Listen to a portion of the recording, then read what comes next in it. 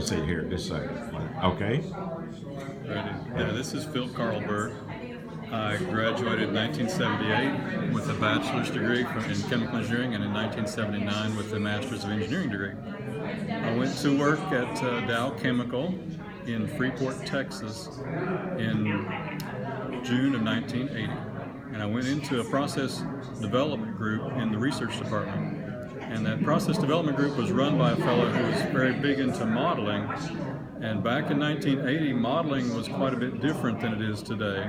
We didn't have personal computers. All we had was a mainframe. And he was innovative in the fact that he brought in a Hewlett-Packard desktop for us. So we were using a Hewlett-Packard desktop to do our modeling. And his particular graduate work has been in kinetic modeling, so he introduced us to that.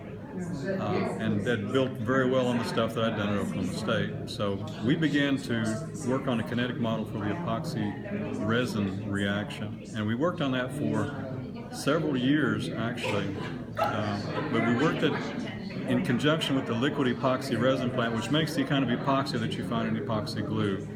And this particular plant had a huge residence time in the main reactor, and the main reactor sets the backbone for the resin. So if you get that right, everything else works. If you don't get the backbone correctly, then you don't have the properties that you need. So this took a huge effort, and after a couple of years, we had a very, very good model prepared for it. And after some time, I kind of became the owner of the model as we put that into the plant. We eventually developed a physical properties model to go with that, so that we could predict the properties of the resin that we'd make in the reactors. So we eventually, after that, were able to invert the whole thing into where the operators in the plant could enter how much they wanted to make and the properties they wanted from the resin, and let the model do the control parameters in the control system and actually control the plant to do that. So this is one of the innovative things that we've done in trying to integrate a fundamental kinetic model into the process control system. We took that and did it a couple other places. And that was one of the things that was of great interest to me in my career. And I worked on that for about 10 different years in different times. But primarily, I was doing process development and worked with the epoxy resin plant and the bisphenol A plant. Bisphenol A is kind of gotten a lot of bad press, but in the 1980s, 1990s, we did a lot with bisphenol A in the polycarbonate world and the epoxy resin world. So for 3 years, I moved out of research into manufacturing and worked with building a new bisphenol A plant. I spent a year in Germany near Hamburg working on a pilot unit operation for that plant because the German plant already had the base technology in. We were trying to improve one particular unit operation, so that was an interesting time. We learned German, we learned the German ways, lived like a German, liked the German food, learned the German language, and we got this unit operation working. So we brought that back, put it into the Freeport plant, and started the whole thing up.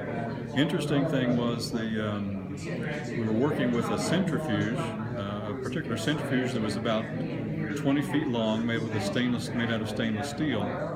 The trick was the material inside the centrifuge was toxic, so you had to have a very good mechanical seal. This is something we didn't really learn in school so much, but your mechanical seal had a graphite face, and as the centrifuge operated at an elevated temperature, the bowl would tend to expand.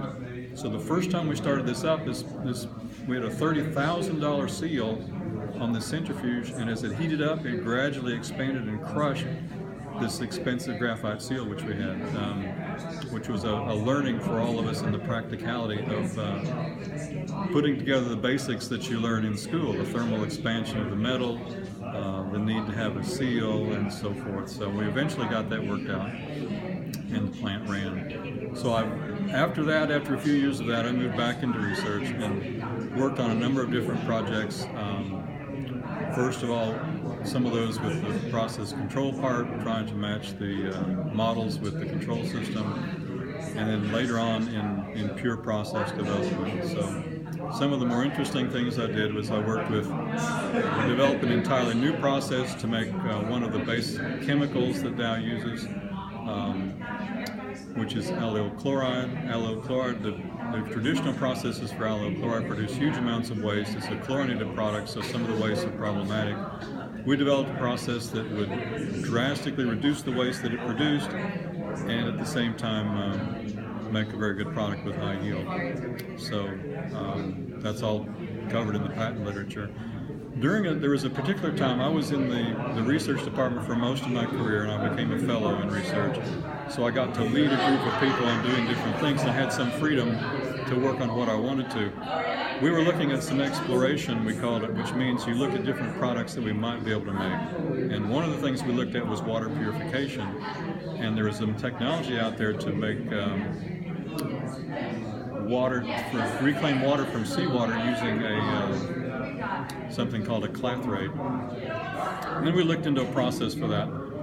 We worked on it for about a year, and then somebody came along and pointed out to us that the cost of water is about 0.2 cents per gallon. No, I'm sorry, 0.02 cents per gallon. That's about the cost of purified water as delivered to a home.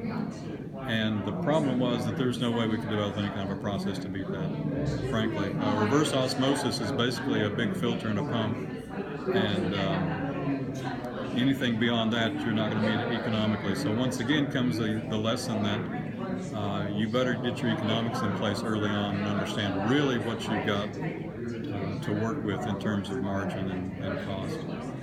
So, Phil, let me ask you: was it $0.02? No, it was or cents. It was cents. It was 0.02 cents Per gallon. Or per pound, I'm sorry, per pound. Per pound. 0.2 cents per Okay. pound. Yeah.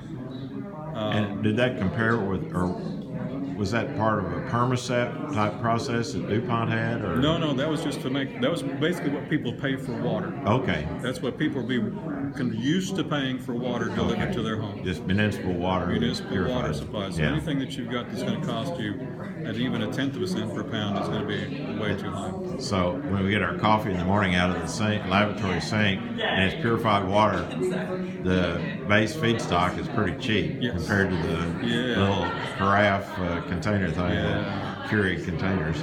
Exactly. So it's interesting.